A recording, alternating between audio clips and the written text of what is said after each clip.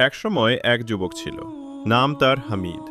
সে ছোটবেলা থেকেই নামাজ পড়ত, কিন্তু বয়স বাড়ার সঙ্গে সঙ্গে দুনিয়ার মোহে পড়ে গেল। ধীরে ধীরে সে নামাজ ছেড়ে দিল, গুনাহের পথে হাঁটতে শুরু করল। একদিন রাতে সে বন্ধুদের সঙ্গে মজা করছিল।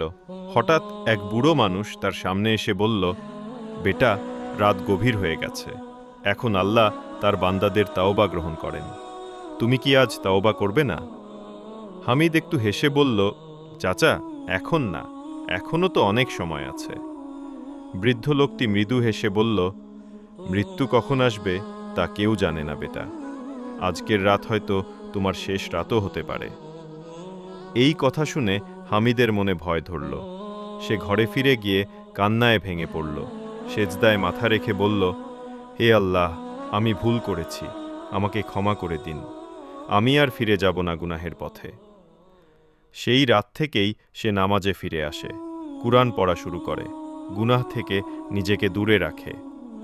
দিন শেষে গ্রামের মানুষ সবাই বলতো, দেখো, আল্লাহ যাকে চান তাকেই হিদায়াত দেন। শিক্ষা: আল্লাহর দরজা সব সময় খোলা থাকে।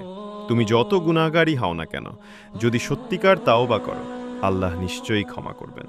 এরকম ইসলামিক ভিডিও দেখার জন্য লাইক করুন এবং চ্যানেলটি সাবস্ক্রাইব করে আমাদের পাশে থাকুন।